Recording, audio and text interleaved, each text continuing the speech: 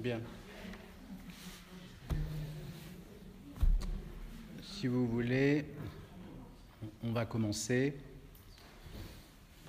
C'est bon, il est 8h08.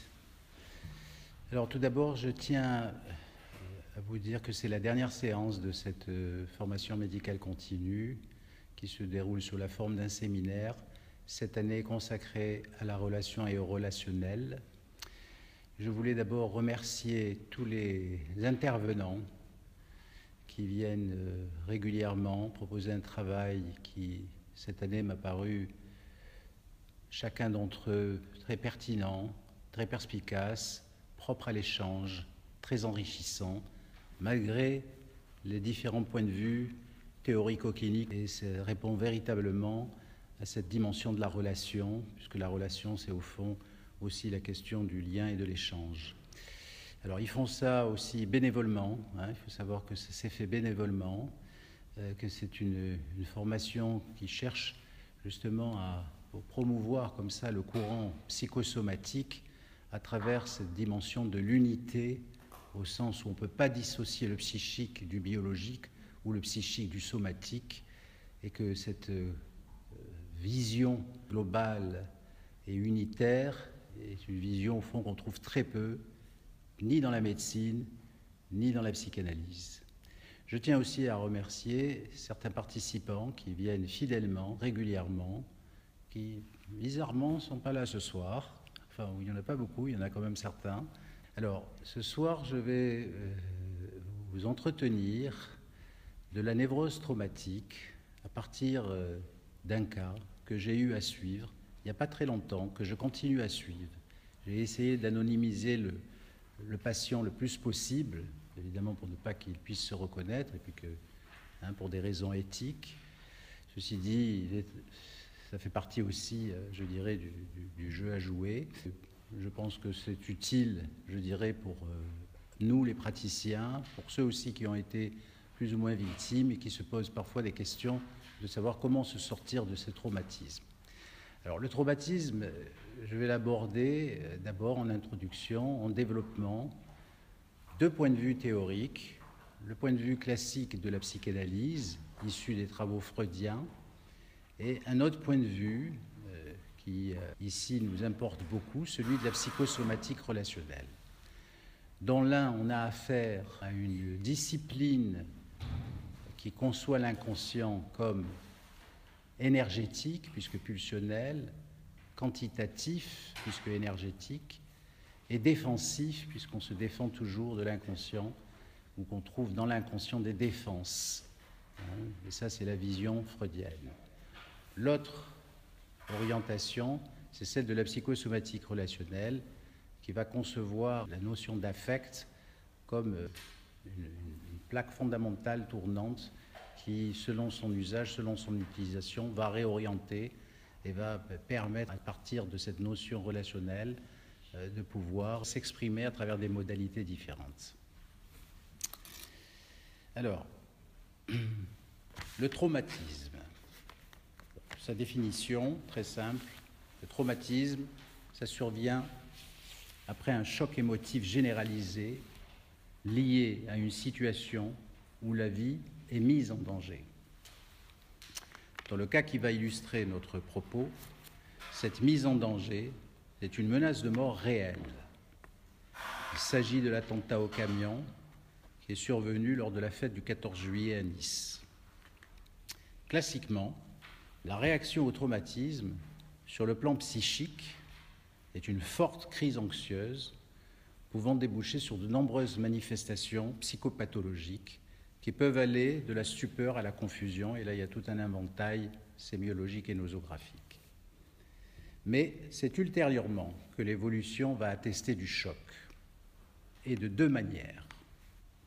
Soit le traumatisme agit comme un élément déclenchant et réveillant une structure psychonévrotique sous-jacente, soit le traumatisme prend une part importante dans l'expression symptomatique avec ressassement de l'événement, répétition et rumination obsédante et cauchemar répétitif. Ce sont des tentatives répétées à travers lesquelles le cauchemar va tenter de décharger le trauma par l'intermédiaire de l'angoisse. Et c'est ce deuxième tableau que l'on nomme la névrose traumatique. Donc, quand on réveille une structure sous-jacente, effectivement, on réveille une névrose personnelle, soit le traumatisme devient à lui tout seul une névrose, et c'est ce qu'on nomme la névrose traumatique. Cette vision, d'ailleurs, qui concerne le traumatisme a fait école, et depuis, toutes les pratiques de débriefing s'inspirent plus ou moins de cette conceptualisation. Cependant, pour quelles raisons la notion de traumatisme devient relative d'un sujet à un autre? Entre en jeu dans cette option la notion de prédisposition, qui va nous ouvrir deux voies de réflexion à propos d'une situation dont le même fragment de vie traumatique aurait, tant dans la réaction immédiate au choc que dans les conséquences, une variabilité et une variation symptomatique. En effet, un événement minime peut parfois prendre une importance considérable et un événement majeur peut être banalisé et apparemment dépassé. La première voie de réflexion nous est fournie par la psychanalyse. La psychanalyse aborde cette notion de prédisposition et applique ici l'accomplissement d'un désir refoulé sous la forme d'un fantasme inconscient réalisé par l'intermédiaire de l'événement extérieur qui a créé le traumatisme.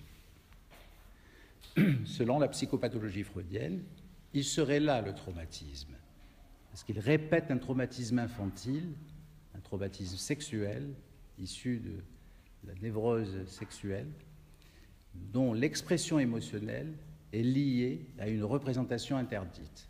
Autrement dit, je me prends le camion en pleine gueule et c'est un acte d'intrusion, de pénétration. Je peux y voir une symbolique sexuelle. Le moi, à ce moment-là, va désirer la répétition pour résoudre la tension pénible de nature défensive et inconsciente, mais la répétition elle-même va devenir pénible et ça va être une forme d'impasse sous la forme d'un cercle vicieux. Alors, il devient à ce moment-là impossible de maîtriser le traumatisme par la répétition, car elle devient elle-même traumatique, et c'est véritablement une répétition de cauchemar, une répétition de rumination obsédante sans cesse, qui cherche chaque fois, au fond, à créer l'angoisse pour décharger, je vais le dire un peu plus précisément, pour décharger le trauma de sa charge, trauma qui renvoie à quelque chose de chaotique, de complètement éclaté. Dans ce point de vue théorique, celui de Freud, le facteur dominant serait donc l'organisation de la névrose infantile. Elle devient déterminante donc pour décider de la tolérance du sujet face à l'expérience traumatique. Alors Freud écrit dans Au-delà du principe du plaisir, le tableau symptomatique de la névrose traumatique se rapproche de celui de l'hystérie par sa richesse en symptômes moteurs similaires. Mais en règle générale, il le dépasse par ces signes très prononcés de souffrance subjective, et il fait allusion à la mélancolie ou à l'hypocondrie. Mais il rajoute, c'est par les marques surtout d'un affaiblissement et d'une perturbation bien plus généralisée des fonctions psychiques. Lorsque Freud parle de névrose traumatique, il fait allusion à ce dépassement, et il insistera sur le caractère à la fois somatique, l'ébranlement de l'organisme provoquant un afflux d'excitation, et il va également insister sur l'aspect psychique du traumatisme, c'est ce qu'il nomme l'effroi. Il écrit « C'est dans cet effroi, état qui survient quand on tombe dans une situation dangereuse sans y être préparé. » Et c'est là que Freud voit le facteur déterminant de la névrose traumatique. Autrement dit, qu'est-ce que ça veut dire? Ça veut dire que si je sais que le plafond va me tomber sur la tête, ne serait-ce que quelques secondes avant, c'est pas du tout pareil, j'ai la possibilité de créer de l'angoisse, c'est pas du tout pareil que si le plafond, sans que je le sache, me tombe sur la tête. C'est ça le traumatisme. Donc cette fonction propre à l'angoisse est absente dans le traumatisme. En résumé, dans la situation traumatique, il ne peut y avoir ni la capacité de penser l'événement, c'est-à-dire l'effroi, ni la possibilité de décharger de façon adéquate sur le plan moteur. Donc, que ce soit se représenter ou que ce soit agir, rien n'est possible dans le trauma. Et on peut dire que c'est un peu idem dans la situation de stress, parce que la situation de stress, c'est cette idée qu'on ne peut ni modifier ni quitter la situation. C'est ce qui se passe avec l'expérience de la souris. C'est-à-dire on la met dans une situation où elle ne peut ni modifier ni quitter la situation. C'est pour ça que le DSM a transformé la névrose traumatique en état de stress post-traumatique. Ce qui veut dire que le stress, c'est toujours une situation d'impasse. Freud écrit que le psychique est débordé dans ses fonctions de liaison. Le psychique répétera de façon compulsive, notamment sous forme de cauchemar, la situation traumatisme afin de tenter de la lier, reproduire l'événement en ajoutant la production d'angoisse conçue comme une énergie de liaison, et ainsi vider la charge traumatique qui est faite de représentations non liées. Donc, l'affect chez Freud, c'est une quantité d'excitation d'origine libidinale, c'est une quantité énergétique qui est investie, contre-investie des représentations. Pour conclure, chez Freud, la régression narcissique, qui est l'œuvre de la pulsion de mort, c'est-à-dire cette idée de revenir, mène à la compulsion de répétition et va se lier en partie, ou tenter de se lier en partie, à des notions qui sont dans l'économie de plaisir des plaisirs, toujours pareil, dans un système quantitatif, et entre autres, il ne va pas résoudre totalement la chose, mais il va trouver le moyen de lier l'expérience du déplaisir à un plaisir d'activité et de maîtrise, et par ce biais, il va réhabiliter le pouvoir de maîtrise et d'isolement, quitte à pratiquer l'autodestruction, signe d'une toute-puissance narcissique. Je repense au bouquin de Jamet, qui a écrit son dernier livre sur l'affect, et c'est un peu ça.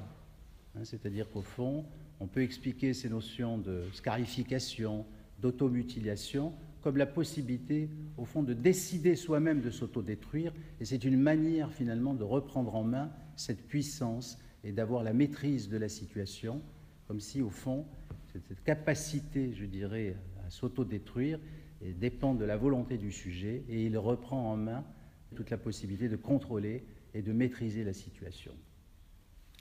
Alors c'est vrai qu'effectivement, dans certains états mélancoliques, on peut voir ce qu'on appelle les syndromes de Cotard, c'est-à-dire des gens qui vont se mutiler, qui appartiennent à la mélancolie, qui vont se mutiler, qui vont s'enlever le syndrome de Cotard, c'est se couper un doigt, se couper le poignet, mais de façon avec un sang-froid incroyable. C'est-à-dire dans un état évidemment de délire qui anesthésie totalement la personne. C'est très rare, mais je me souviens en avoir vu un. On va aborder la deuxième voie de réflexion, qui est la perspective psychosomatique issue de la relation théorique du professeur Sami Ali, qui privilégie, lui, l'affect et l'imaginaire. Alors, on n'est plus du tout dans la pulsion, on n'est plus du tout dans l'énergétique, on n'est plus du tout dans le narcissisme, on n'est plus du tout dans la question des pulsions de vie, pulsions de mort. Et la prédisposition, ici, concerne le fonctionnement du sujet, au sens, je dirais, large du terme, c'est un fonctionnement. On en a beaucoup parlé ici, mais je vais quand même résumer, parce que je vois qu'il y a des gens qui sont là pour la première fois. Il consiste à penser que ce fonctionnement, il peut inclure une activité projective ou ne pas inclure une activité projective. Qu'est-ce que ça veut dire une activité projective? C'est-à-dire avoir un imaginaire. C'est-à-dire, soit on a une relation avec l'imaginaire, soit on n'a pas de relation avec l'imaginaire. Si on a une relation avec l'imaginaire, ça donne un fonctionnement qui inclut l'imaginaire. Si on a une relation sans imaginaire, où l'imaginaire est bloqué, où on le refoule, comme une fonction d'ailleurs, pas comme une représentation, alors à ce moment-là, on a un fonctionnement qui exclut cette fonction. C'est-à-dire, soit on se souvient de ses rêves et on établit une relation avec le rêve. Le rêve, c'est la projection. Mais on peut en dire la même chose des équivalents du rêve, comme l'affect ou l'émotion, qui est aussi une activité projective. Donc, en général, ceux qui se souviennent pas de leurs rêves, souvent, ont du mal à exprimer leurs émotions. et ont du mal à les verbaliser. Alors il faut considérer ce fonctionnement très simplement entre un fonctionnement qui est en relation avec l'imaginaire ou un fonctionnement qui n'est pas en relation avec l'imaginaire. Alors, préalablement, il est important de repartir de Freud, puisque Freud nous dit « c'est dans cet effroi, état qui survient quand on tombe dans une situation dangereuse sans y être préparé. » Donc l'angoisse est absente et sa représentation aussi. Le rôle protecteur de l'affect d'angoisse que nous indique Freud nous entraîne à considérer donc l'angoisse comme protectrice. Et si l'on admet, comme dans la théorie relationnelle, que l'affect c'est une projection, on peut admettre qu'elle est indissociable d'une représentation, et donc on peut comprendre alors que si nous avons le temps d'imaginer la scène, on serait donc plus apte à réagir. Donc c'est une activité projective, présente ou absente, chez le sujet déjà dans son fonctionnement, et puis évidemment pas du tout au moment du traumatisme, parce que chacun, confronté à ce traumatisme, n'est incapable ni de penser, ni de réaliser, ni de savoir ce qui se passe en quelque sorte. Freud nous dit dans l'interprétation des rêves, la répétition de la panique seule ne peut remplir la fonction économique de décharge. Bien au contraire, elle ne fait que recréer un nouveau traumatisme, cette fameuse répétition auquel on faisait allusion. Donc, de toute évidence, pour que le rêve de la névrose traumatique accomplisse sa tâche, la participation de la représentation ou de l'image s'impose. Il existerait donc une dynamique du moi actif dans le syndrome de répétition, c'est celle de reprendre l'image, c'est celle de reprendre le lien avec la représentation, c'est ce qu'on nomme la perception hallucinatoire. Alors, on sait depuis les études qui ont été faites sur le bébé, et puis surtout les gens qui sont intéressés aux relations précoces et aux interactions mère-enfant ou enfant-adulte, que le lien avec l'image ou la représentation participe au tout début de la vie et de la cohérence psychique. L'hallucination est nécessaire pour l'élaboration du chaos pulsionnel dès la naissance, on est d'accord, c'est-à-dire que le besoin biologique nécessite l'étayage hallucinatoire. Alors, je vous renvoie à l'hallucination du sein absent présent dans l'expérience du nourrisson qui, défaut d'avoir le sein, va peut-être se mettre à pleurer, mais si on arrive quelque temps après, on va s'apercevoir qu'il ne pleure plus. Qu'est-ce qu'il fait? Il tète son pouce. Qu'est-ce qui se passe à ce moment-là?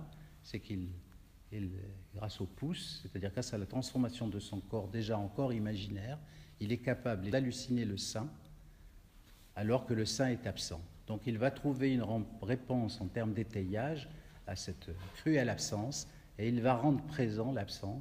C'est ça l'hallucination, et c'est aussi ça, en fait, cette notion d'étayage qui prédispose à la création d'un imaginaire personnel. Les anciens psychosomaticiens disaient, voilà, les enfants font des maladies, des ulcères, parce que les mères les bercent ou les endorment et en fait les stimulent, à défaut de pouvoir, à ce que le bébé trouve par lui-même la capacité de rêver le sein et de le rendre présent alors qu'il est absent. Ça, ce sont des études qui ont été tout à fait approfondies, puisqu'on a fait des électroencéphalographies, etc. Et on s'est aperçu qu'il s'agissait là d'une hallucination. Je ne rentrerai pas dans les détails par rapport à la dimension freudienne, où il s'agit peut-être de la question de réinvestir la trace mnésique en tant qu'il va mettre en avant plutôt la mémoire. Mais en réalité, c'est une hallucination, c'est-à-dire c'est au fond une illusion, et c'est une manière de se faire croire que l'objet est là alors qu'il n'est pas là. Et c'est cette capacité imaginaire que certains ont, que d'autres n'ont pas. Et tout va se jouer précisément dans ces relations précoces. Cette expérience de satisfaction auto-érotique sur le mode hallucinatoire tient un rôle ponctuel dans la théorie freudienne. On a parlé de ça, Freud. Mais il en a parlé à propos de la complaisance somatique chez l'hystérie. C'est-à-dire c'est pas à partir d'une vraie trace réelle, mais il en parle aussi avec l'idée d'érotiser l'oralité, l'analité, etc.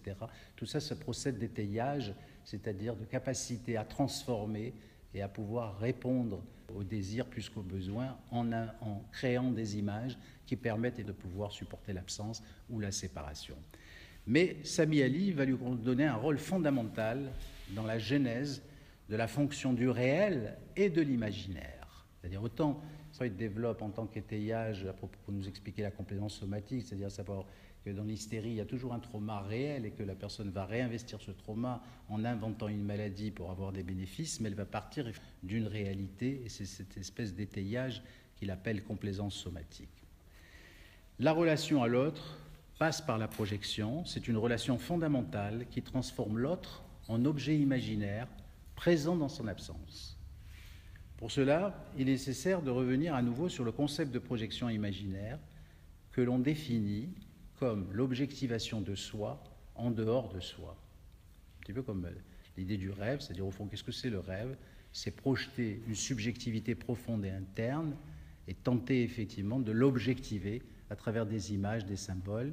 Ça veut dire qu'on est là dans un rôle de création, c'est un rôle créateur que le psychisme possède et qui est donné d'ailleurs par la nature, puisque le fœtus rêve déjà, et puis dès la naissance, on commence avec le rêve d'abord.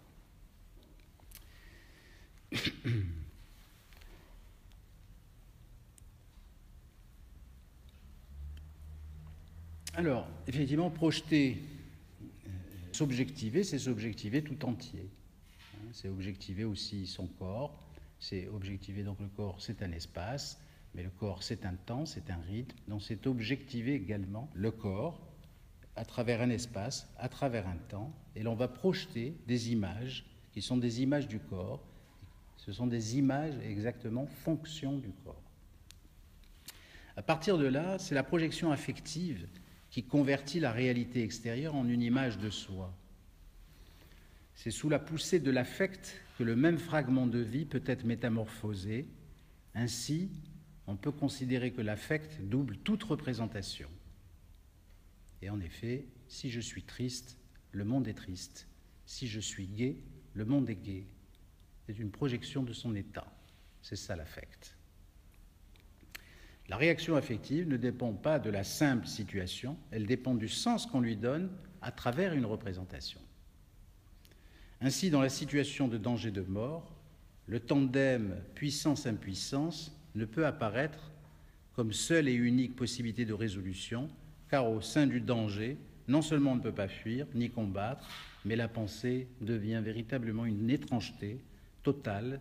C'est ce qu'on nomme l'état de dépersonnalisation, et c'est ce qu'on appelle les angoisses d'anéantissement face à l'imminence de mourir.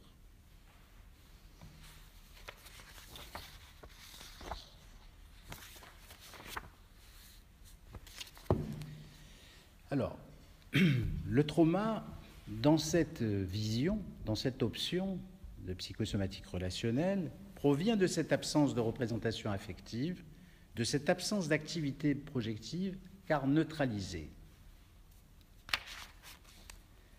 Le cauchemar de la névrose traumatique, ça va être la forme que prend l'impasse à travers l'activité onirique. Il est impossible de rêver sans que cela finisse en situation sans issue, en impasse. C'est ça la définition du cauchemar. Le cauchemar, c'est une situation traumatique qui crée une situation d'impasse. Alors, on a proposé préalablement la notion de prédisposition. Elle concerne ici le fonctionnement du sujet, le fonctionnement qui inclut ou exclut la fonction de l'imaginaire. Alors, l'observation qui va suivre va nous montrer comment l'impasse créée par le traumatisme va faire écho à un fonctionnement de base pris dans l'impasse de l'allergie. Ça veut dire quoi? Ça veut dire que l'impasse créée par le traumatisme de mort soulève une impasse constitutive de la personne. Dans ce cas-là, c'est une personne allergique et que la problématique va être autour d'être et de ne pas être face à la séparation, face à la perte de l'autre. Alors, cela nécessite une brève explicitation de la problématique allergique du point de vue de la psychosomatique samyalienne, mais de la majorité des psychosomaticiens d'ailleurs, pour laquelle la question du double, c'est-à-dire du rapport à l'autre dès l'origine, va se heurter à cette difficulté d'établir des processus de différenciation et donc va mettre à mal les processus d'individuation et les processus d'auto-reconnaissance. Car en effet, tant sur le plan immunologique que le rationnel, le soi et le non-soi est pris dans la confusion et l'indistinction. Problématique, dans le retentissement sur l'identité et la reconnaissance de soi, nécessitera une intense et constante activité projective sous-tendue par des phénomènes d'idéalisation et d'identification réciproque pour maintenir constamment la relation au semblable, afin d'éviter effectivement de se retrouver face à l'absence ou à la différence entre soi et l'autre.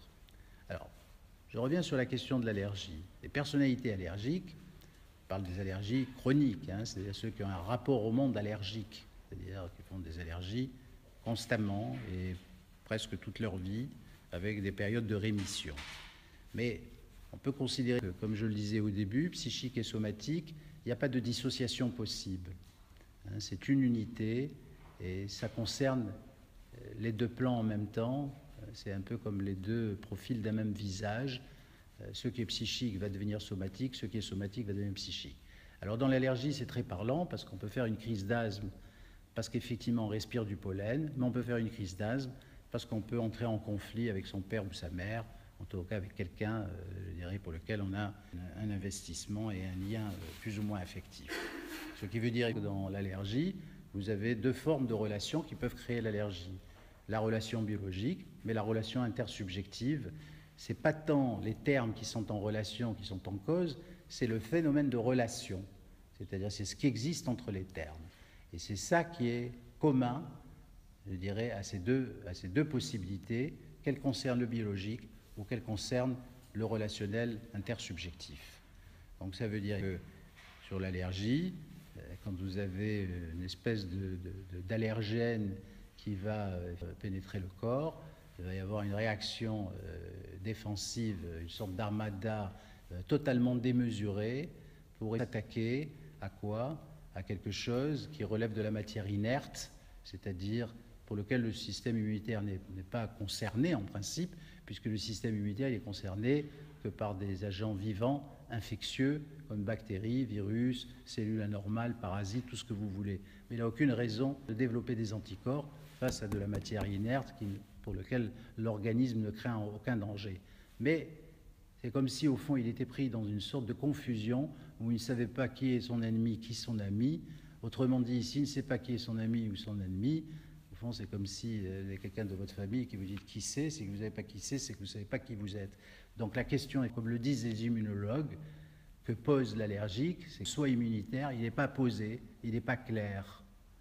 Ce sont des gens qui réagissent, qui sont hypersensibles et qui réagissent à toute chose en confondant ce qui est familier, ce qui est étranger. Alors, on s'est rendu compte, sur des travaux de recherche qu'on a déjà développés ici d'ailleurs plusieurs fois, au fond il se passe le même phénomène, je dirais, dans la relation psychologique avec l'autre, c'est-à-dire si l'allergique est capable de rendre l'autre familier, c'est-à-dire comme une image de soi, et d'avoir affaire à un autre comme un miroir, tout baigne, c'est Dupont et Pondu, c'est-à-dire deux font un, et cette indistinction elle est totale, il n'y a pas de possibilité de réaction, on est dans le rapport à l'autre, dans un rapport au double, et le double est absolument indispensable. Ceci dit, il en va c'est pas que c'est quelque chose qui est carencé, bien au contraire, il en va d'une activité projective qui rend l'autre semblable à soi-même, à travers des mécanismes d'idéalisation de l'autre et surtout des points d'identification réciproque. Donc ça veut dire que l'allergique cherche toujours à rendre l'autre le même que lui ou à être lui le même que l'autre. Donc ça veut dire que toute personnalité allergique pose un problème en termes d'identité personnelle, que ce soit sur le plan immunitaire ou que ce soit sur le plan personnel et individuel. Donc la chose la plus terrible pour un allergique, c'est d'avoir affaire à la séparation, c'est-à-dire à l'absence, ou alors à devoir rencontrer quelqu'un qui s'impose comme étranger et qui ne se laisse pas du tout familiariser par la projection ou l'idéalisation. Et ça, c'est pareil, c'est-à-dire qu'en fait, c'est comme si, au fond, avoir affaire à un étranger, c'est devenir soi-même l'étranger, puisque ça fonctionne en miroir, mais c'est surtout ne pas se reconnaître, puisque l'autre, on a besoin. Alors vous verrez que la patiente, elle est comme ça, c'est-à-dire qu'elle a cette dimension allergique et qu'il y a là une impasse fondamentale, constitutive, qui vient de son histoire. Parce qu'on n'est pas non plus, je pense, allergique, comme ça par hasard, même si on peut incriminer la génétique, et vous allez voir que là, il y a aussi pas qu'elle qui est allergique, puis ses enfants, etc., etc. Mais la génétique, elle est aussi relationnelle, hein, c'est ce que nous a bien démontré Kuhlmann cette année. Alors, ce préalable sur l'allergie, je ne sais pas si vous l'avez bien capté, mais c'est très important parce que c'est comme ça que vous allez suivre la problématique, et cette problématique, vous allez la suivre par rapport effectivement à cette impasse qui passe inaperçue tant qu'il n'y a pas d'absence, il n'y a pas de séparation, il n'y a pas de mort, il n'y a pas d'étrangers, etc. Tout ça, ça peut passer totalement inaperçu. Mais le jour où la personne elle est confrontée à ça, soit elle fait une crise d'allergie, soit elle fait une crise d'angoisse. Ça veut dire que c'est impossible. Alors, Madame D vient me consulter après avoir essayé les consultations psy mises en place par le département pour les victimes de l'attentat de Nice. Déçue par le peu de consultations proposées, elle interrompt et se retrouve avec un antidépresseur, mais surtout avec des cauchemars à répétition, un par soir. Et une totale absence de rêve, bien entendu, ce ne sont que des cauchemars. Et ces cauchemars sont associés à des pensées et à des phobies obsédantes du camion, de la promenade des Anglais, qui limitent ses déplacements et réduit alors véritablement, je dirais, son périmètre de vie. Il ne peut plus sortir, dès qu'elle approche de la promenade, ça devient impossible, etc., etc.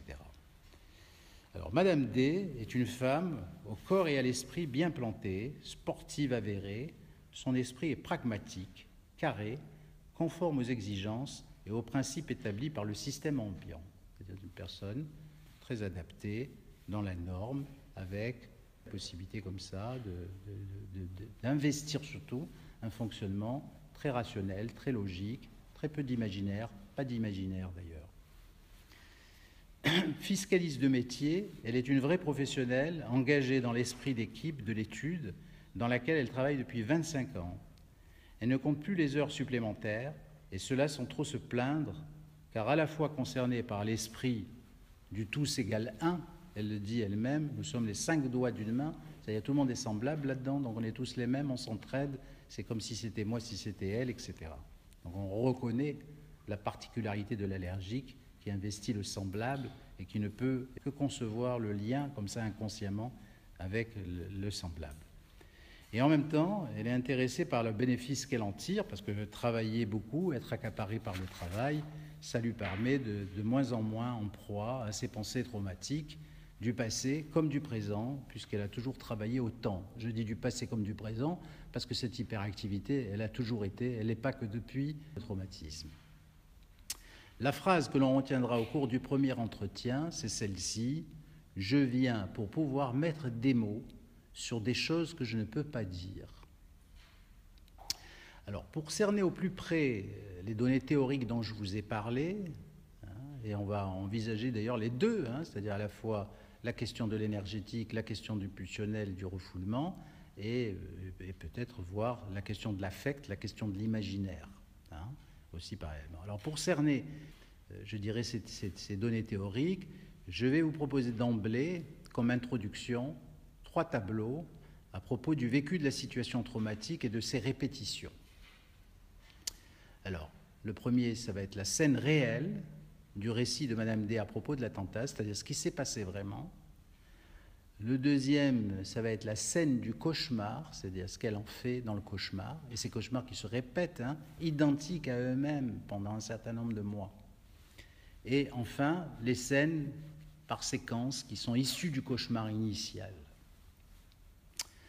Lors de cette restitution, c'est important de préciser que les affects de Madame D sont très contrôlés et on affleure à peine, je dirais, l'expression de Madame D. C'est un récit neutre. Et d'ailleurs, à la fin de chaque récit, on voit que ses yeux, qui commencent à peine à être humides, sont vite réprimés, et elle va contrôler ses émotions tout le temps, c'est-à-dire elle ne va jamais pleurer, elle va raconter ses horreurs, mais tout en étant, je dirais, voilà, dans une espèce de récit qu'elle raconte, et qu'elle raconte de façon organisée, méthodique, etc. Alors, la scène réelle, qu'est-ce qui s'est passé pour elle? Comment ça s'est passé? Elle commence par « J'ai vu quelque chose venir que j'ignorais. Au départ, j'ai cru que c'était l'estrade musicale qui nous tombait dessus. Quelqu'un a crié Je me suis retourné vers le cri en arrière et au même moment, une masse grise m'a projeté par terre. J'ai cru que c'était l'estrade. J'ai perdu quelques instants connaissance. Au moment où je me suis réveillé, j'ai vu un petit garçon tout seul, debout, ensanglanté. Je me suis dit, je ne sais pas ce qu'il a. C'est lui que j'ai vu en premier. Puis les autres corps, et je crie, j'appelle ma fille immédiatement. Elle me répond, c'est d'abord la peur de perdre ma fille. Je me lève, je vois que je marche, je me penche sur ma fille, je vois qu'elle a du sang. En fait, il s'avérait que c'était le mien. C'est elle qui me le dit. À ce moment, je reste sur elle, car je vois le camion et la police. J'appelle mon mari. Ma fille me dit non, non, c'est inutile. Je le fais quand même. Mais comme je ne savais pas ce qu'il se passait, je n'avais pas compris que c'était un attentat. Ce que je m'efforçais de faire, c'était surtout que ma fille ne voit le moins de choses possible. Ça, c'est l'instantané de ce qu'elle a vécu. Alors, en fait, on imagine la scène. Il y a la foule, le bruit, le monde, une estrade musicale pas loin, le camion arrive, elle entend un cri, elle a juste à peine le temps de se tourner, et donc elle se tourne comme ça sur son côté gauche, et pam, le camion, finalement la cogne, mais elle est quand même, je dirais, de profil, et c'est la partie extérieure du camion qui la touche, donc elle va être projetée par terre, elle n'aura pas grand-chose, elle va avoir des problèmes d'échymose, de fractures, de déchirures de peau. Enfin, c'est pas très important en fait. Elle ne sera pas ni invalide, ni handicapée, ni rien du tout. Sa fille est un peu plus loin, oui. 17 ans, je vais le dire bientôt. La fille a 17 ans, la fille, pareil, on ne sait pas. La fille apparemment n'a pas été touchée, elle était à distance, et effectivement la fille, par le souffle, a été aussi projetée à terre. Alors maintenant, le cauchemar. C'est-à-dire, ça, c'est la scène réelle. Le cauchemar qui se répète sans cesse. Je me réveille de la perte de connaissance. Je ne me vois pas me faire renverser. Je vois ce petit garçon. Je regarde, je ne comprends pas, et en voyant le petit garçon, en voyant les gens par terre, et là je réalise que je n'ai pas ma fille devant moi. Et là je hurle. C'est mon cri qui me réveille. Mon mari me dit que je hurle vraiment. Donc, le cauchemar, il est surtout orienté sur l'absence de la fille. C'est-à-dire que c'est d'abord ça qui envahit le cauchemar. Et d'ailleurs, le cauchemar ne peut pas aller plus loin. C'est-à-dire, la fille disparaît, elle hurle, où est ma fille? Hop, et c'est ça qui est insupportable. Répétition de ce cauchemar en séquence. Chaque nuit, je fais 3 sortes de cauchemars douloureux. Celui de l'enfant blessé, celui du camion où je me dis qu'il a bu, qu'est-ce qu'il fait là, et surtout, celui de ma fille que je ne vois pas. C'est ce rêve qui me fait hurler. C'est celui que je fais le plus souvent. J'ai fait un rêve d'ailleurs que j'ai fabriqué à cause de celui-ci. Ma fille vient vers moi et me dit dans l'oreille d'une voix très douce: « Maman, ne t'inquiète pas, tout va très bien », comme si elle partait au ciel. Assez rapidement, après avoir verbalisé pendant plusieurs séances ces cauchemars et leurs répétitions, ceux-ci vont commencer à se transformer dans leur fréquence et dans leur intensité. En effet, il n'y a plus de réveils terrifiants, les cauchemars sont moins nombreux, mais ont lieu surtout sans provoquer le réveil. Une corrélation m'a paru importante à un moment donné de la thérapie, qui était important de repérer, c'est que, et la patiente elle-même l'a aussi repéré, mais elle l'a imputé à la coïncidence, en quelque sorte son cauchemar va se dérouler autre part, c'est-à-dire pas dans la conscience onirique, mais dans la conscience diurne.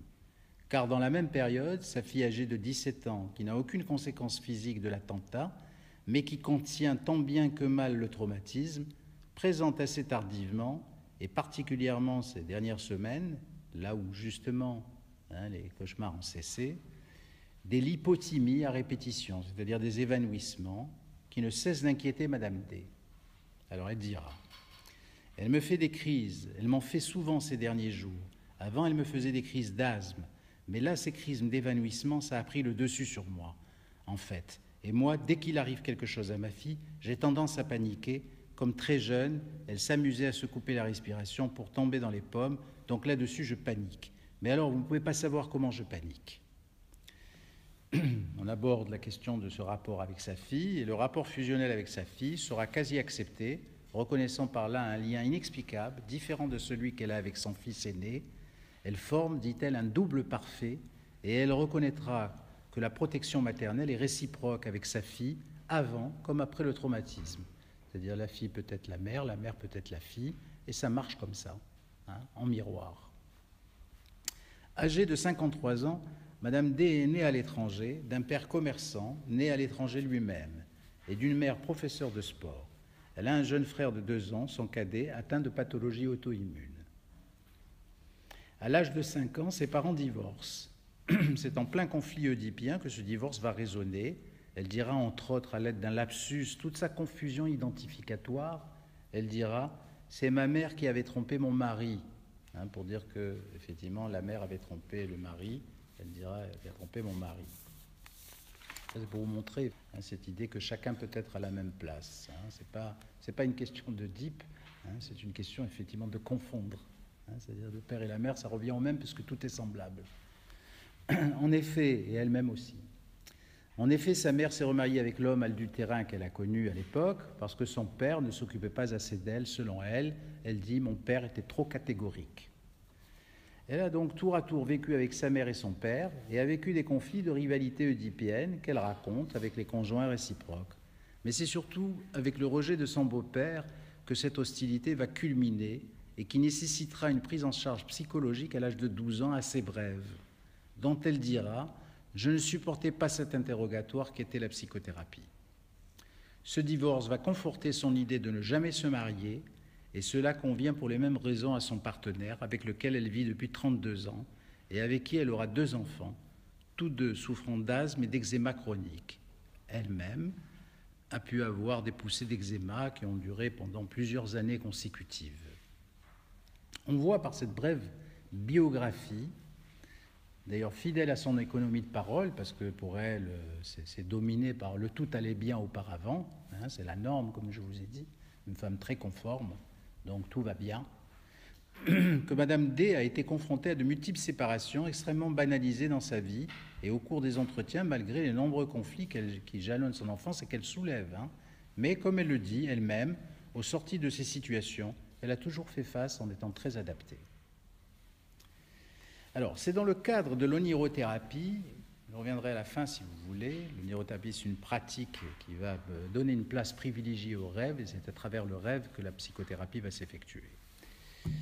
Que nous pouvons constater, c'est à travers cette onirothérapie, que nous pouvons constater les modifications effectuées dans les cauchemars afin de saisir à la fois une des problématiques de l'allergie concernant l'identité de soi et l'impasse que ça engendre, et d'autre part, de constater également comment le travail du rêve s'effectue sur les 2 plans simultanément, c'est-à-dire sur celui de l'impasse traumatique, c'est-à-dire lié à la névrose traumatique, et celui de l'impasse personnelle. Hein. Et donc ça, c'est un peu différent de la psychopathologie psychanalytique, où on est toujours dans le passé et le présent. Ici, ça n'a rien à voir avec l'histoire du passé et du présent, ça a à voir avec un fonctionnement qui se modifie. Mais un fonctionnement qui existe depuis toujours, en fait. Hein. Alors, première modification du cauchemar, qui va d'abord fortement étonner Madame D.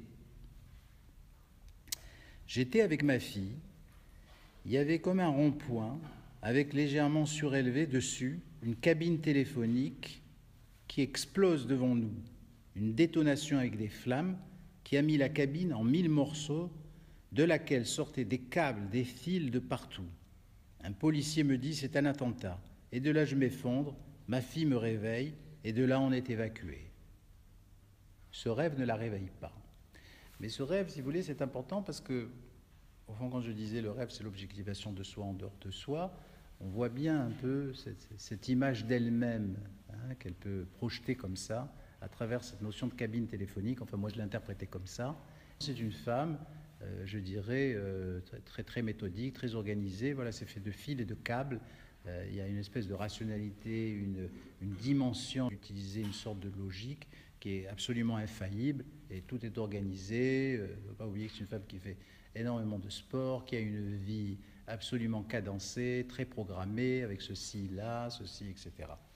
Donc tout ça, cette mécanique magnifique, elle explose. Par la suite, les cauchemars vont de nouveau se raréfier.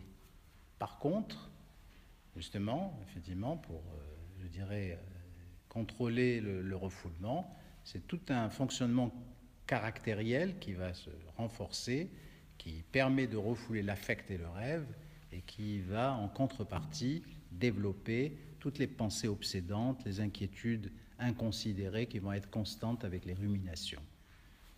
La mort, dit-elle, j'en ai pas peur. J'ai eu de la chance de m'en sortir, j'en suis consciente. C'est surtout la peur d'avoir perdu ma fille dans ces cauchemars qui me terrorisent. C'est pour ça que je me dis, par rapport à d'autres, je suis en vie, ma fille est en vie. C'est pour ça, je ne comprends pas pourquoi je reviens à ça toujours. Madame D insistera beaucoup sur le fait que les pensées obsédantes la ramènent toujours au passé de l'attentat, comme si ce passé était toujours présent. Elle ne peut se rendre sur la promenade des Anglais car elle risquerait de retomber sur les corps gisants qui seraient toujours là. On reconnaît là l'effroi coupé de toute référence projective spatio-temporelle. Ces images sont associées au temps qui s'arrête, c'est-à-dire la mort. Elle ramène et fixe Madame D face à la menace au moindre prétexte, c'est-à-dire la moindre allusion, effectivement, la ramène à ça. Alors, sans m'attarder sur l'impact que ces cauchemars ont sur le sommeil et sur la désorganisation du rythme corporel, parce que pour les psychosomaticiens, c'est très important, ce rythme, la question de la temporalité, comme la question spatiale, mais on peut comprendre que on peut identifier les choses à partir du moment où on les place dans un temps et un espace, et que si on est perdu dans cet espace et un temps, on aura encore plus de mal à identifier les choses, y compris soi-même. Alors, la pathologie traumatique va aggraver une pathologie de la temporalité, et qui va se solder d'ailleurs par des troubles du rythme cardiaque passager. De temps en temps, elle fera des arythmies. Et ici, une boucle va s'établir entre un comportement adaptatif qui est nécessaire à la neutralisation des affects, c'est-à-dire ce renforcement caractériel, et un temps professionnel qui est massivement investi pour éviter d'être confronté. Donc, plus je travaille, moins je pense, et ça va modifier toute la temporalité jusqu'à créer des insomnies, etc., etc. Et même des problèmes d'arythmie, etc. Madame D, d'ailleurs, parle très souvent de son travail et de ses débordements horaires au point d'envahir toutes les séances. C'est-à-dire qu'elle peut passer du temps à parler que de son travail, de comment elle est organisée, de pourquoi elle est débordée, mais qu'est-ce qu'elle a à rattraper, à quelle heure elle est restée, et demain à quelle heure elle va rester, cette amie qui est absente, comment elle va la remplacer. Enfin, ça devient véritablement, je dirais, un investissement qui va lui permettre d'avoir comme ça, je dirais, une hyperactivité qui lui permet de ne pas d'être toujours occupée, donc de jamais être confrontée à elle-même et donc à ses angoisses, forcément. Deuxième modification du cauchemar. La perte de la fille va apparaître dans cette deuxième modification et va montrer les limites d'un processus de séparation en proie à l'impasse face à la perte de l'autre qui engage la perte de soi. Puisqu'à partir du moment où elle est dans l'indistinction, perdre sa fille, ça revient à perdre elle-même. Mais c'est ce qui effectivement, la hante. Alors, elle se retrouve sur place, dans le même contexte, mais avec une personne supplémentaire, sa nouvelle collègue de travail, qu'elle connaît peu, qui aurait dû ce soir-là les rejoindre pour assister au feu d'artifice du 14 juillet, mais qui a eu un empêchement, et ça lui a en quelque sorte sauvé la vie, dit-elle à cette collègue. C'est-à-dire qu'elle n'est pas venue. Mais elle se trouve là dans le cauchemar. En plus de cette personne rajoutée, cette fois-ci sa fille crie et lui tend la main en l'attirant, ce qui fait basculer sa fille et tomber sous les roues du camion. Elle est écrasée et tirée au loin et la collègue disparaît. Madame D sort de ce cauchemar en hurlant de toutes ses forces, le cœur tachycarde. Alors, je vous laisse méditer sur ce deuxième cauchemar, si vous voulez, on en parlera après. Ce cauchemar va renforcer de nouveau les défenses caractérielles, déjà fortement renforcées par la répétition obsédante, l'assiégeant au quotidien. Elles vont renforcer le besoin de maîtrise. D'ailleurs, on peut retrouver l'histoire de Jamais, là. Le besoin de comprendre, cette impossibilité d'exprimer l'impensable avec la culpabilité de ne pas y parvenir. Elle dira, c'est peut-être ces horaires qui prennent le dessus que j'accepte plus sans doute. C'est peut-être que mon cerveau qui bloque. Je ne sais pas, puisque je ne peux pas mettre des mots là-dessus. Ça me fatigue à un point. Pourquoi il y en a qui arrivent et d'autres pas? Je me traite de conne parfois. Les images me font peur, alors mon cerveau les évite, car les mots ne sortent pas. À part le petit garçon que je retiens, les autres, je les vois, et ça bloque, c'est insoutenable.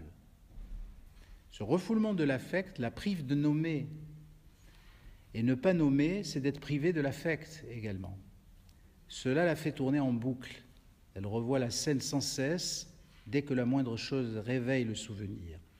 Et même la réalité des faits, pourtant qui sont très fidèles à l'ordre des choses, lui paraît insensée. Elle voit des images qu'elle ne comprend pas, des instantanés qu'elle ne comprend pas. Cela n'a aucun sens, et elle ressasse sans cesse jusqu'aux limites du blocage, dit-elle. Quand je suis seule avec moi, je me remémore la scène, un camion de loin par exemple, et tout de suite je me revois sur la promenade des Anglais. Je revois la scène, je redéroule toute la scène, et je me dis voilà, tu es là, tu as envie, et impossible de penser même à autre chose. Ça me mine, ça m'énerve. Comment ne plus penser à ça? Je voudrais arriver à ne plus penser. J'y arrive pas. Et hop, je reviens dessus, dès que je me retrouve seul, ou à rien faire. La scène se déroule jusqu'à ce que je retrouve ma fille. Mais au-delà, ça bloque. J'ai vu des horreurs, c'est peut-être ça mon cerveau bloqué. Je sais que c'est là que ça coince. Il faut que j'arrive à mettre des mots là-dessus. Il va sans dire que ces ruminations obsédantes se déroulent avec un affect neutre et une représentation vide de sens, tant au plan du discours que dans son contenu. Elle dira « Je raconte parfois aux gens que je connais mon histoire. J'arrive à en parler comme si ce n'était pas moi qui l'ai vécu, sans que cela me touche. Voilà, je suis détaché, sans émotion, comme si je racontais une histoire. Je sais que ça m'est arrivé, mais je raconte ça avec détachement, comme si ce n'était pas moi. » De nouveau, après une période passée sans souvenir des cauchemars, mais avec beaucoup de gémissements nocturnes attestés par son partenaire, Madame D va produire une suite à son cauchemar, révélant ainsi des images restées sous le coup de l'amnésie, des images bloquées dont elle n'osait pas se souvenir, des images intolérables qui maintenant apparaissent au-delà du blocage habituel. Voici la troisième modification du cauchemar. Je suis avec ma fille sur la promenade. Tout le début est habituel. Je vois le camion, je tombe, je perds connaissance. Mais cette fois-ci, ça dure plus longtemps. J'ouvre les yeux et cette fois-ci, ce qui a changé, c'est que je suis allé plus loin dans mon cauchemar. Je vois ma fille, je vois deux enfants, le petit garçon, et je vois un autre petit garçon mort derrière ma fille. Et là, je vois toutes les personnes par terre. Je vois le petit garçon debout en sang, et là, à mon grand étonnement, elle craque et elle se met à pleurer, et elle va continuer ce discours en pleurant. Je vois une dame plus loin qui était couchée sur le côté. Elle avait un creux au milieu du corps, comme s'il lui manquait une hanche. Et là, par contre, dans ce cauchemar, c'est comme si elle n'a pas existé. Le premier visage que je vois, c'est le petit garçon au début. Je vois ma fille au début, et après, c'est comme si elle sort de mon rêve. Je vois tout ce qu'il y a autour. Incroyable, hein, comme si, au fond, cette amnésie, hop, libérée, elle retrouve exactement les images qu'elle a vues, mais qu'elle n'arrivait jamais à parler, qu'elle n'a jamais à raconter, de ces cauchemars supprimés. Mais c'est comme si on avait levé quelque chose et il y a une ouverture comme ça de l'espace de représentation dans le cauchemar, où l'absence de sa fille d'ailleurs, parce que la fille va disparaître, laisse place à un retour d'images refoulées, issues du réel, et pour lesquelles Madame D va préciser que ce n'est pas tant l'événement ou la scène qu'elle avait oublié, parce que je dis, est-ce que ces choses-là, vous les aviez définitivement oubliées? Est-ce que quand vous avez retrouvé ça dans le cauchemar, c'est un souvenir, comme si tout d'un coup vous souvenez? Non, non, je savais qu'il y avait ces images, mais c'était l'impossibilité de confronter ces images qui ont aussitôt déclenché ces larmes sans retenue qu'elle a. Alors c'est là où on peut se demander si cette tentative ou ce début de résolution du trauma, est-ce que ça passe par une histoire de décharge, comme dit Freud, ou est-ce que c'est une simple narration qui est subjectivée à l'aide d'éprouvés, c'est-à-dire à l'aide de ses émotions? Le lien au fur et à mesure entre affect et représentation va s'établir pour mener la patiente vers une histoire en lien avec sa mémoire. Alors Freud nous disait en 1895, c'est de réminiscence surtout que souffre le névrosé. Alors elle dit, je me suis demandé pourquoi je suis allé plus loin habituellement. C'est mon cri qui me réveille. Et là non, j'ai fait ce cauchemar bizarrement, j'avais comme un poids en moins. Pas soulagé, mais presque. J'ai fait un pas de plus peut-être, c'est cela qui me soulage. Je me suis senti vidé le matin, avec un poids en moins, en me disant « Bon, t'es allé plus loin ». C'est compliqué à expliquer depuis que j'ai fait ce cauchemar. Je sais que maintenant je peux mettre des mots sur ces images, mais j'ai peur en même temps. Pendant plusieurs semaines, Madame D aura le sentiment que son fonctionnement a trouvé un répit. Les ruminations obsédantes sont largement remplacées par un nouvel intérêt pour le travail, débarrassée de toute anxiété, retrouvant ainsi son fonctionnement hyperactif. De plus, sa fille se porte de mieux en mieux. C'est avec la 4e transformation du cauchemar qu'on va clore cette courte observation et qu'on va en parler si vous voulez.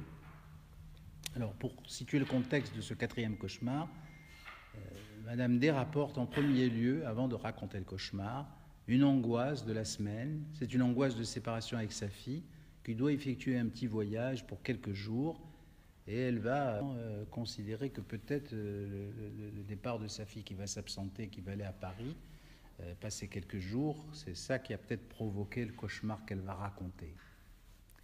En fait, j'ai rêvé que j'accouchais, j'avais un bébé et on me l'a volé. Il disparaissait, en fait, mais rien à voir avec ma fille, c'était mon bébé, c'était pas ma fille. Je le cherchais partout. C'était un vol, impossible de le retrouver, on cherchait partout. Bizarrement, ce bébé avait 3-4 mois, c'était pas un nouveau-né. Alors, on peut dire effectivement que la naissance comme la mort, c'est toujours dérobé, enfin, ça a toujours été dérobé, la naissance comme la mort. Alors la mort, pourquoi? Parce que Madame D est représentée par sa fille, avec laquelle elle forme un double indissociable, et qui, soumis à la séparation, va se heurter à une impasse, donc impossible, parce que perdre l'autre, ça revient à se perdre, donc c'est la mort de l'autre qui est importante, c'est pas sa propre mort. Et la naissance, la vie avec la naissance volée dans ce rêve, qui va encourager davantage, je dirais, le processus onirothérapeutique à poursuivre, comprendre et révéler l'impasse d'origine propre à l'allergique, exprimant par là toute la difficulté d'être soi. C'est-à-dire, au fond, il y a une impasse, je dirais, propre à ce fonctionnement, et en même temps, ce traumatisme n'a fait comme des impasses circulaires, comme si, au fond, de façon concentrée, qu'une impasse renferme une autre impasse. Un dernier rêve, mais cette fois-ci, c'est un rêve, c'est pas un cauchemar, et qui se passe dans la même nuit que celui-ci, et je terminerai là-dessus. C'est, au fond, un rêve qui révèle une pelade généralisée, c'est-à-dire, au fond, elle pèle de tout son corps, comme si elle avait pris un coup de soleil. Un état de... Je lui fais dire, d'ailleurs, je sais quoi, c'est un état de changement de peau. Alors, cette vignette clinique, elle a l'avantage de nous montrer que l'affect est médiatisé par le langage, que ce n'est pas une quantité d'excitation pulsionnelle libidinale, et que grâce à la projection qui sous-tend le langage ne saurait exister sans affect, et l'affect ne saurait exister sans le langage. Si jamais il pouvait exister sans le langage, c'est que l'affect est neutralisé, cela devient la langue littérale, la langue du banal, c'est la privation d'une capacité projective, et c'est ce qui fait également le trauma dans le traumatisme. C'est cette absence de capacité projective, c'est-à-dire cette impossibilité d'avoir l'affect comme possibilité d'expression. Voilà, je vous remercie. Et on peut passer aux questions si vous voulez.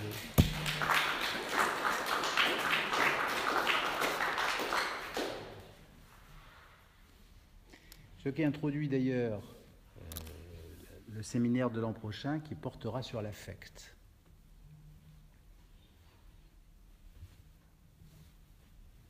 Je vous laisse bien digérer tout ça.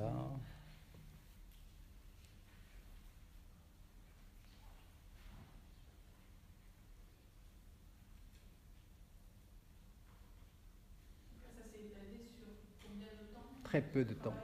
Très peu de temps. C'est une personne que je dois suivre depuis peut-être 7 mois. C'est des cauchemars dans l'ordre, il n'y a rien d'autre. Alors à part les cauchemars qui étaient répétitifs, toujours identiques, et tout d'un coup, elle s'est mise au bout parce qu'elle faisait ça un par soir. Hein. Est-ce que c'est possible que ce soit toujours identique, ou bien c'est le patient qui est dans l'identique, qui voit son rêve comme identique, mais est-ce qu'on peut vraiment faire du rêve identique? Je lui demandais chaque fois de me raconter les rêves comme un film, c'est-à-dire détail. D'abord, au départ, comme je pratiquais cette espèce de débriefing, c'est important effectivement que les personnes racontent. Voilà. Alors, le rêve ne peut pas être identique précédent. On le raconte oui, comme identique, voilà. on pense qu'il est identique. Oui, mais c'est pas un rêve, hein, c'est un cauchemar. Voilà. Alors, un cauchemar, pour elle, voilà, comme elle le raconte ici, c'est-à-dire c'est toujours ces mêmes scènes, ces rêves où elle va hurler parce que sa fille a disparu, parce qu'en fait, qu'est-ce que c'était le cauchemar répétitif? C'est le fait que, pomme, il y a le cataclysme, et c'est surtout où est ma fille? Et c'est ça qui est le cauchemar. Et donc, à ce moment-là, le cauchemar s'arrête. Il ne dure pas très longtemps d'ailleurs. Hein. Oui, le scénario est le même, mais le détail, le déroulé et la façon dont elle le raconte, moi il me semble que justement le thérapeute peut saisir une petite différence, enfin, aider le patient à... Oui, mais là, ça valait pas le coup parce qu'il n'y avait pas grand-chose. C'était ça. C'était ce qu'elle raconte, c'est-à-dire exactement ça. Et il n'y a pas grand-chose. D'ailleurs, ça tient sur 4 lignes. Forcément, en le racontant plusieurs fois, elle introduit la différence même à son insu. Oui, ça c'est l'histoire du débriefing, du téléphone arabe, c'est-à-dire à force de dire, on modifie.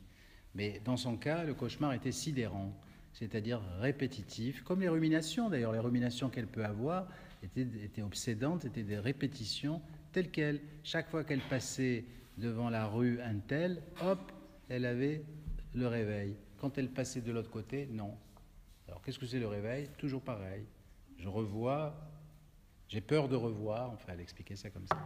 Bon, enfin, c'est un cauchemar en tout cas qui se répétait puisque toutes les nuits elle hurlait, etc. Après, à l'intérieur du cauchemar, sans doute qu'il y a des choses qui changent, mais les choses qui manifestement changeaient, et voilà, quand elle les a repérées, elle les repérait, elle était vraiment...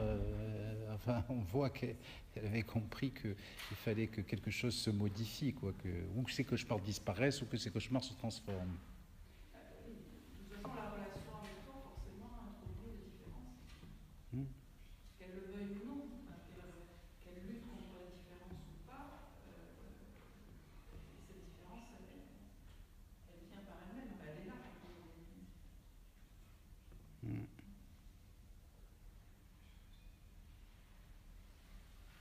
Ouais. Tout comme peut-être le rêve de l'accouchement, ça peut être aussi par rapport à toi.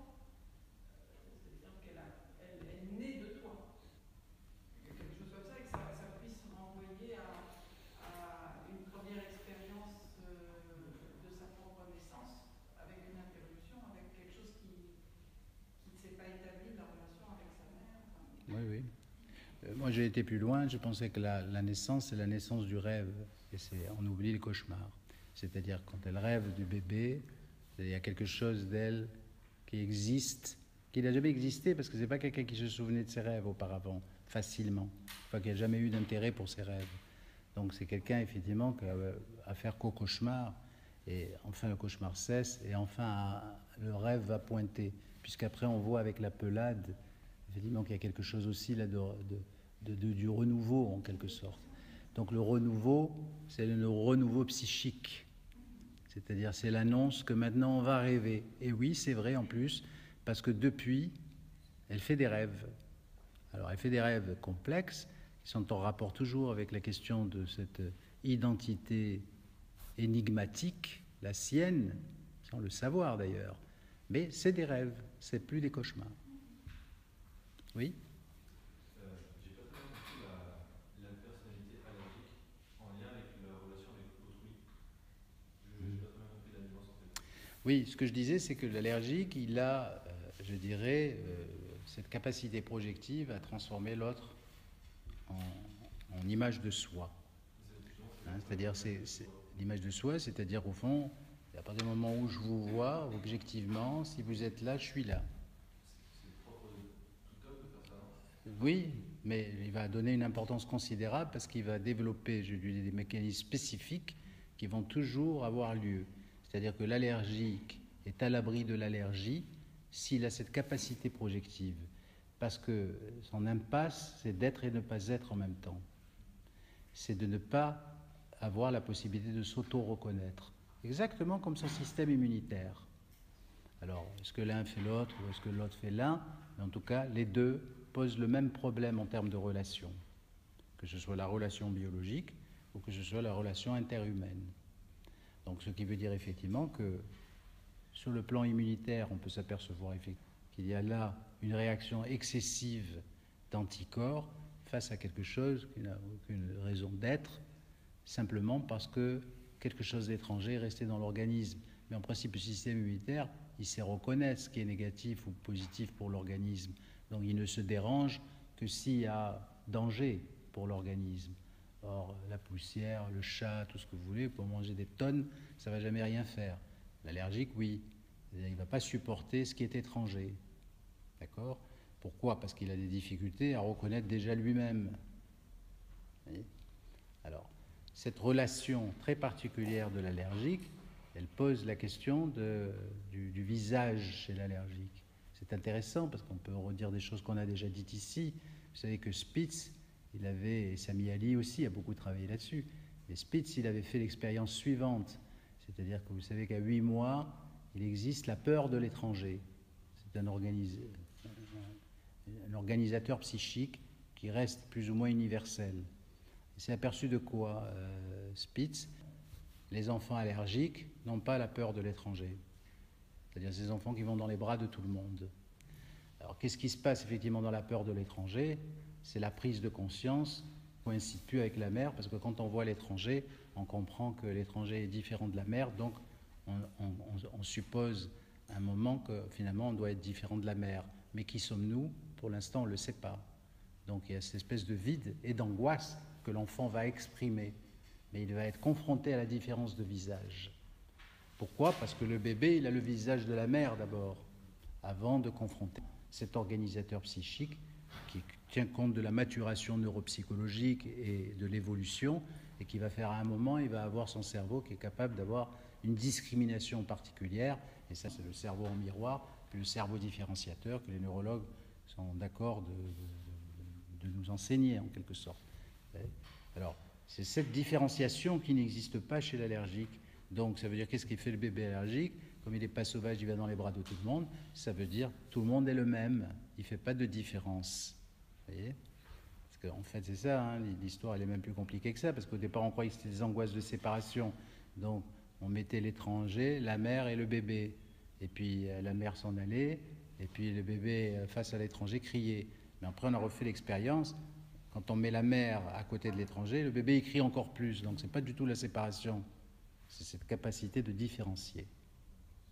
Alors, c'est cette différence que l'allergique ne possède pas.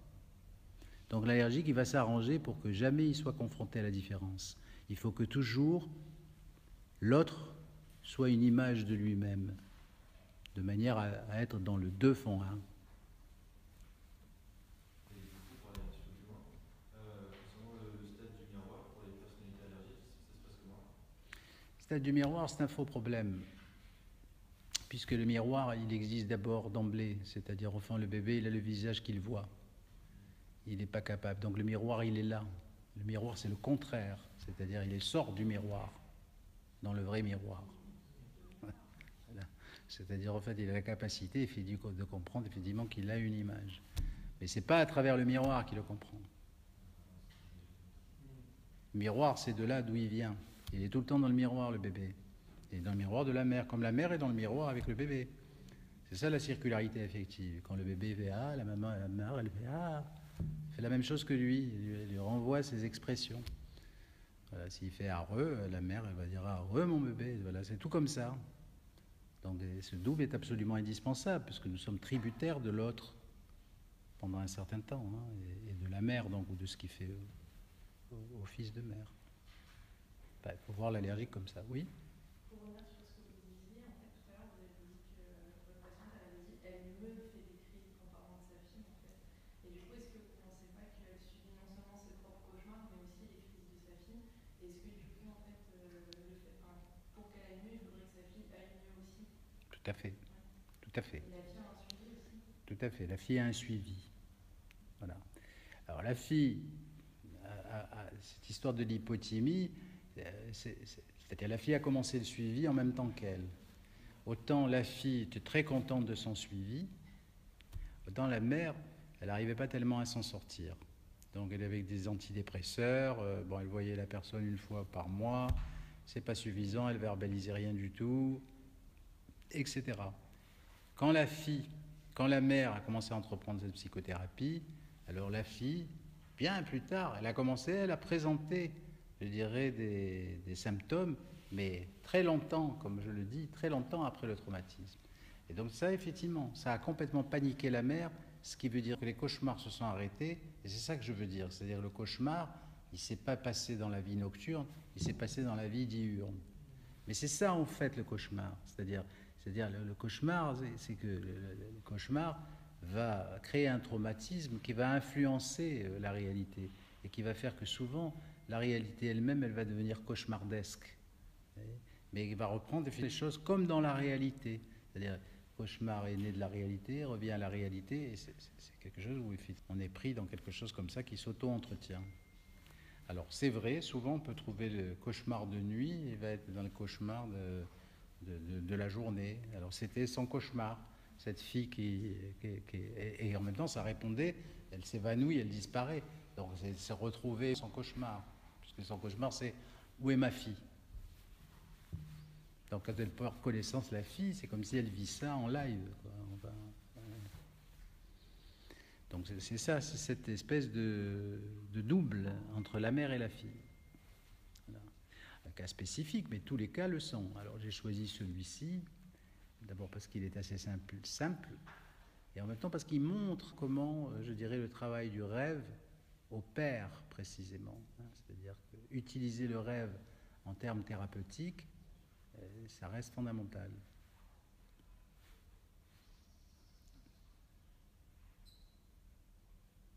C'est pas que pour comprendre l'inconscient le rêve, c'est aussi thérapeutique. Voilà. C'est-à-dire l'histoire de rêve, c'est la voie royale. Oui, mais selon Freud, pour un inconscient conceptuel encore plus complexe que le rêve, c'est la voie royale. Voilà. Alors qu'ici, peut-être, on va donner au rêve la fonction de l'inconscient. Enfin, pourquoi ? Parce que la théorie samyanienne, elle est très réaliste, elle fait avec la réalité du sujet. On fait avec ce qui existe, on ne fait pas avec des concepts. La relation, ça existe. Le rêve, ça existe. La relation avec le rêve, ça existe. L'imaginaire, ça existe. Ça se parle, ça s'entend. C'est pas conceptuel comme la pulsion ou la libido. Hein. Vous voyez, c'est différent. Tout en considérant qu'il y a quelque chose autour de l'énergie, effectivement, de quelque chose de pulsionnel aussi, mais auquel on ne peut pas réduire, je dirais, le psychique qu'à ça. Il y a certainement quelque chose de cet ordre-là, mais on peut aller plus loin avec la relation. Oui. Et par rapport au dispositif, elle était allongée ou en face à face? Face à face. Et est-ce que là, il n'y a pas de risque aussi pour un thérapeute, du coup, de se faire phagocyter par la projection d'une personnalité? Oui, c'est un peu le but du jeu. C'est un peu le but du jeu, c'est-à-dire... C'est justement de proposer une personnalité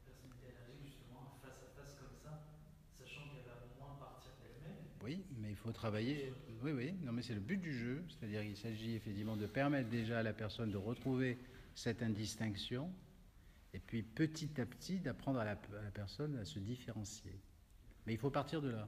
Par contre, si d'emblée, vous fonctionnez comme un psychanalyste, la personne ne revient pas ni le lendemain ni le surlendemain. Parce que ce contact, c'est indigeste. Donc il lui faut retrouver cette indistinction, c'est ce qui va la rassurer, et à partir de là, on va pouvoir petit à petit introduire la différenciation, à partir de son propre matériel. Du coup, si vous étiez en face à face, est-ce que vous ne pensez pas que c'est aussi pour ça qu'au début, quand elle vous racontait vos rêves, elle ne se laissait pas aller à l'émotion, puisque vous-même, peut-être, vous étiez dans la transparence, et du coup, comme on l'a dit, Vous pouvez parler un peu plus fort? Allez-y, c'est intéressant ce que vous dites, mais vous pouvez parler plus fort, comme ça déjà tout le monde vous entend. comme vous étiez en face à face, en Oui. fait, et du coup, vous avez une certaine transparence, peut-être, quand elle racontait ce qu'elle avait vécu. Qu'est-ce que vous appelez transparence? Vous ne laissiez pas parler de vos émotions, en fait. Vous étiez... Pardon? Parce que je... pas transparaître vos émotions, en fait, c'est-à-dire vous restez neutre. C'est possible. Non, non, non, c'est possible que je transparaisse. Non, non, non, je ne suis pas dans la neutralité. Oui, oui, c'est justement ça. C'est une prise en charge où la relation a quand même sa place. Alors évidemment, il ne s'agit pas de parler de soi, ou il ne s'agit pas effectivement de réagir avec soi-même, mais il s'agit d'être quand même, je dirais, en lien avec le patient et avec ce qu'il propose, ce qu'il écoute, ce qu'il ressent. Alors, évidemment, si elle se met à pleurer, je ne vais pas faire comme ça. Bon, voilà. Même le psychanalyste. Hein. Voilà. Donc il est bien entendu que de toute façon, voilà, vous faites aussi avec ce que vous êtes. Mais dans la relation, vous êtes obligé quelque part de vous impliquer. Mais pour moi, s'il n'y a pas de relation, il n'y a pas de thérapeutique. Et la neutralité, c'est une notion très complexe qu'on ne peut pas tellement saisir, parce que neutralité bienveillante, ça peut être malveillant. Hein, c'est où est le seuil, hein, la neutralité, qu'est-ce que c'est la neutralité? Donc, à mon avis, ça c'est... Enfin, par les lacaniens qui sont véritablement dans cette espèce d'asepsie du cabinet, comme la chirurgie, hein, en fait. Hein. Sinon, jamais les Freudiens, enfin, ou Freud lui-même, il n'était jamais dans la neutralité, ou même d'autres, où il n'y a qu'à voir les écrits et les observations. Hein. C'est relatif. Neutralité, ça veut dire effectivement, il ne s'agit pas d'envahir le patient avec ses propres problèmes. Voilà. Donc, être à l'écoute, recevoir, mais aussi réagir, je dirais, face à la joie, face à l'horreur. C'est ce qui est humain, enfin, c'est ce qui est vrai. Alors bon, on n'est pas dans un laboratoire, vous voyez ce que je veux dire? Bon. Il ne faut pas le perdre de vue, ça. Oui? Selon vous, est-ce que ça paraît intéressant de couper la thérapie avec une TCC après ou pas du tout? Avec une TCC. Le TCC, c'est le contraire de l'imaginaire. C'est-à-dire, TCC, c'est... Bon, alors c'est le contraire. Non, non, non. Il faut donner à la possibilité à la personne, effectivement, d'être en lien avec ses propres rêves. C'est-à-dire, au fond, de s'apercevoir qu'il a une activité personnelle et qu'il y a une dimension très intime et très subjective chez lui qui n'appartient qu'à lui. Les rêves, c'est ce qui fait qu'on est chacun différent, parce qu'on n'a jamais les mêmes rêves.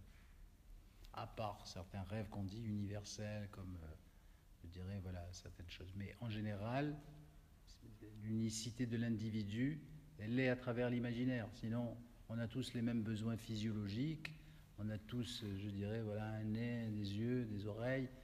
Voilà. Ce qui fait notre particularité ou ce qui fait notre unicité, c'est notre vie imaginaire, notre vie fantasmatique, c'est-à-dire nos rêves. Donc TCC, non. Non, enfin, oui. D'où peut-être le problème aussi de prise en charge avec le MDR, qui ont été tout de suite, on va dire, imposés à ces gens-là, où au final, on part pas de soi-même, et au final, on vient effacer, hein, quelque part, on vient remplacer peu d'affect qu'il pouvait y avoir par d'autres images. En fait. Oui. Donc ça peut provoquer aussi peut-être des gros dégâts derrière. Oui. Alors, effectivement, entre deux, parce que moi, je pense que toutes ces histoires de MDR, de conscience éveillée, de mind, machin, etc., d'hypnose, tout ça, c'est l'imaginaire. c'est créer de l'imaginaire. La méditation, c'est pouvoir, je dirais, avoir la possibilité de créer un imaginaire. Tout ça, c'est l'imaginaire. Voilà. Donc, toutes les thérapies qui vont véhiculer l'imaginaire sont positives, mais à condition de mettre l'imaginaire face à une réalité et une réalité face à l'imaginaire. C'est-à-dire de ne pas couper le lien entre les deux et de comprendre que l'un fait l'autre et l'autre fait l'un. Alors, c'est ça qui est important. Parce que si on fait que l'imaginaire, parce que c'est un peu ça aussi la psychanalyse, enfin, c'était ça le traitement de la psychanalyse des hystéries. Les hystéries, ça veut dire qu'ils sont perdus dans l'imaginaire. D'accord ? Il y a trop d'imaginaire. Alors, qu'est-ce que c'était le psychanalyste ? C'est celui qui disait, voilà, il ne faut pas confondre l'imaginaire et la réalité. Alors c'est vrai qu'aujourd'hui, on souffre du contraire, c'est-à-dire on n'a pas d'imaginaire. Et alors c'est ça qui est intéressant, parce qu'au fond, je reviens à mon titre, Histoire de la nouvelle traumatica.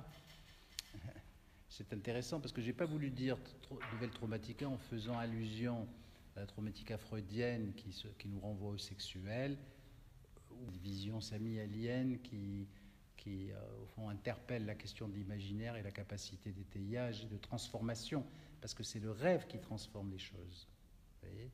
Et il n'y a pas de coupure entre le rêve et la réalité, parce que le rêve influence la réalité, comme la réalité influence le rêve. Donc c'est un état de métamorphose. Et il n'y a que le rêve qui a ce pouvoir de métamorphoser. Donc, il ne faut pas croire non plus que le rêve, il n'est que dans la vie nocturne. Il est là maintenant également, en partie. Voilà. Alors il y a toujours projection et perception. C'est intéressant d'ailleurs parce que ça ouvre toute la question de l'affect l'an prochain. Et l'affect, c'est ça, c'est cette oscillation entre projection et perception. Hein, c'est ça qui est important. Donc l'affect, c'est ce qui donne un sens au monde, mais qui tient compte aussi de la perception. C'est-à-dire c'est une projection. C'est-à-dire, au fond, c'est toujours cette idée d'accepter qu'on ne peut pas être objectif sans être subjectif, et on ne peut pas être subjectif sans être objectif. Donc on est objectif et subjectif, et on ne peut pas dissocier les deux choses. Donc voilà, on est tous d'accord pour dire ça, c'est le téléphone, mais il va dire, ah mais moi je préfère vie, parce que bon, il va y mettre quelque chose de lui-même, etc., etc. Donc il y a toujours une part subjective dans l'objet auquel on a affaire ou à la personne à laquelle on rencontre. Donc il y a toujours une projection de soi. D'accord ? Alors, effectivement, l'affect est de cet ordre. Quand je dis si je suis gai, tout est gai, c'est ça. Si je suis triste, tout est triste.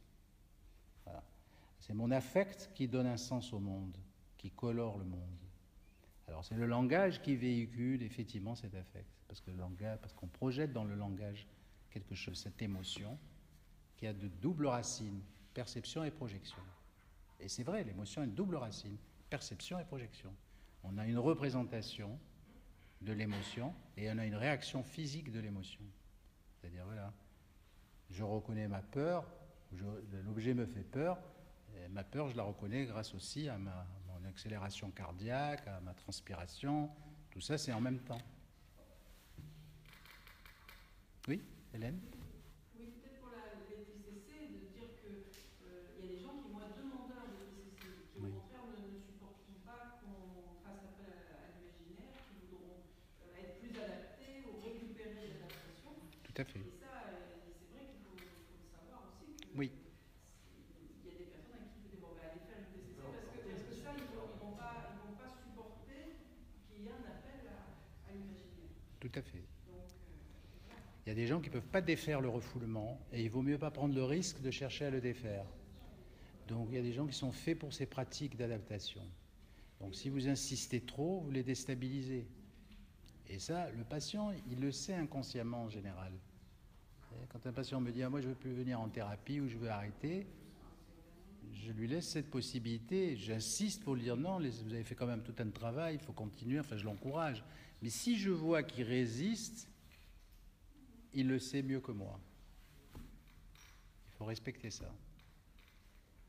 Oui, il y a des gens qui sont faits que pour le TTC. Hein. Et surtout, le TTC, ça ne vient pas à n'importe quel moment de notre histoire. Hein. Voilà, c'est aussi en rapport avec ce qu'on nous demande constamment de fournir en termes d'adaptation continuelle.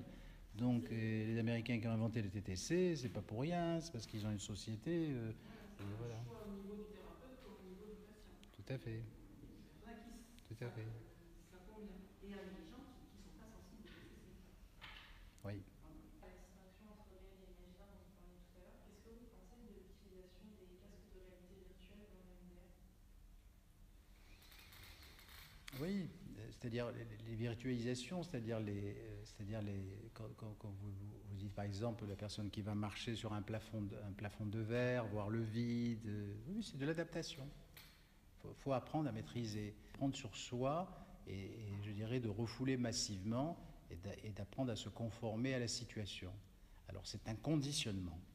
C'est-à-dire voilà, si je vous conditionne, mais en général ces conditionnements ils tiennent pas très longtemps, ils tiennent un certain temps et souvent ils tiennent tant que le thérapeute est là. C'est-à-dire je vais vous faire traverser la rue, après vous allez traverser tout seul, après vous voyez, alors un conditionnement. Ou alors les symptômes se déplacent. Où les symptômes se déplacent. Souvent, les symptômes se déplacent d'ailleurs. Ouais. Voilà. Alors, c'est viser l'adaptation, la suradaptation. Vous voyez, c'est pas.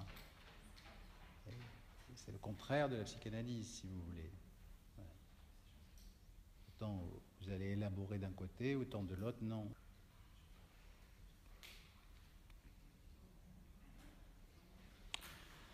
Bon, s'il n'y a plus de questions, je vous remercie et je vous dis peut-être à l'année prochaine.